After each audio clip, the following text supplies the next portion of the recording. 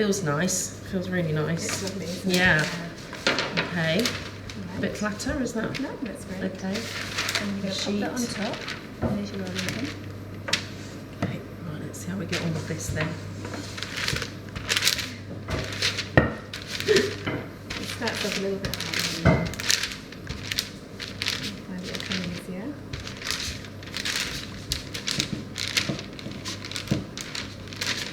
You've done a lot of rolling out things in your time, I can see.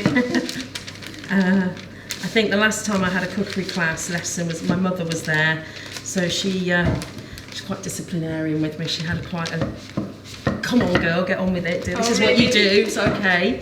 It's nice you do it. Yeah. You've got your mum living with you here next door, which is nice. Yeah. It's lovely. And did you used to bake with her as a child?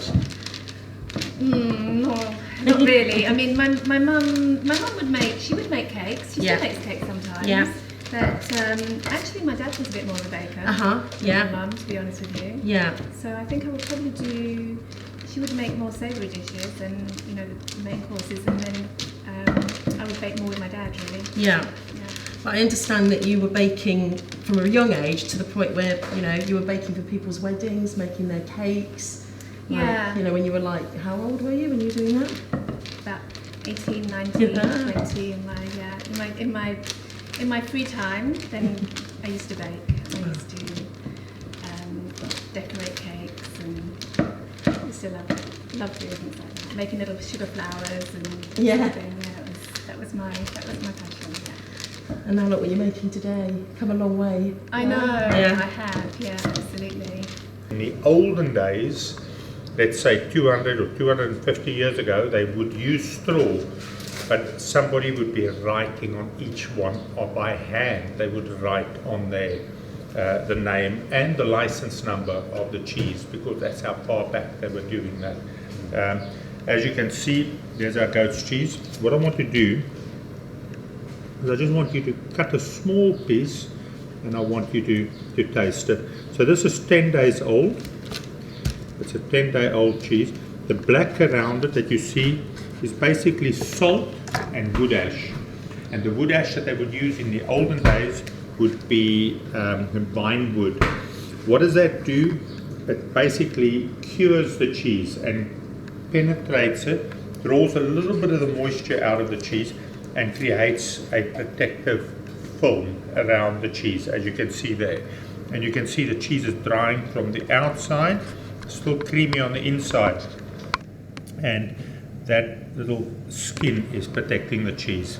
But I mean, that is absolutely beautiful. That Peru, can you see that? Yeah.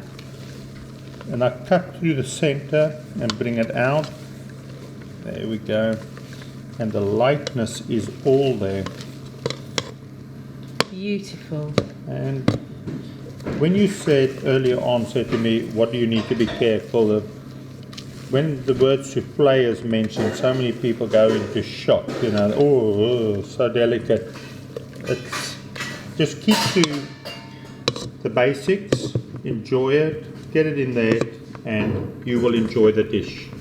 I'm going to get a spoon now, and what we're going to do is place them into our containers. Hold the container, the mixing bowl over the top of the container, and you place them into there, drop them in, okay, and we're looking for them to be filled about 80% of the container size needs to be full. Look at that. Beautiful. There we go. And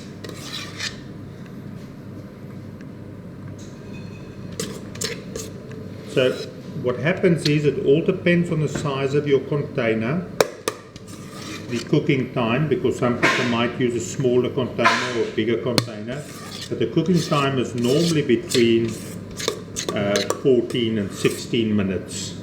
Okay, so can you see that cheese in there studded? You can see the studding of the cheese in the mix, and there we go. And what Alison has done once again for me, you can see I can't get along without her, can you? I can't manage at all without her. She's boiled the kettle for me. She's put the oven on. The oven is on a 195 degrees centigrade. I've got a little bath, if you want to call it that. I place them into there. Okay, like that. And as I say, we have the kettle there.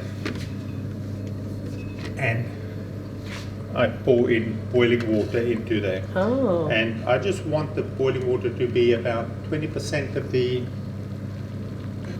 height of the container, and that's going to go into the oven. So basically what I'm doing is I'm cooking these soufflés very, very similar to what Alison cooks her creme brulees in a water bath. So I'm going to take them out the water now. Okay. There we go. Well, they look beautiful, don't they? It doesn't burn your hands, Sidney. Sorry, I've got to sneeze. Sorry, folks. That's alright. Okay, so this is the container that we normally serve the souffle in. We like serving it in that, or we're going to serve it in lunch for you. But say that you've got your friends coming around in an hour or two, you can actually take the souffle from that level, and all you do is I'm going to take it, put it into my hand there, and I'm just going to pull it out of the mold. Okay, and you can take those. They will sink down. They will slightly reduce. But what they'll do is in the second cooking, they will even get bigger than that. They will increase by about 30%. So if I was going to serve this now, what I would do is I'll put it into the container like that, my service container. And there we go. Happy with that? Yeah, look beautiful, amazing. Okay. Alison's going to give me some cream. And I've got my goat's cheese here. Take a piece of it, about that thick. I put it onto the top of my souffle, and I'm going to take a hint of paprika.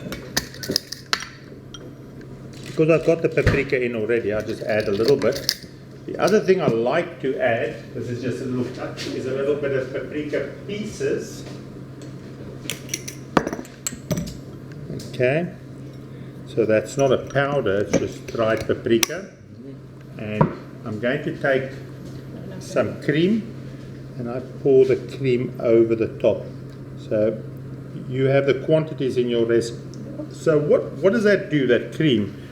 Basically it takes, and I'm going to show you the souffle in a second.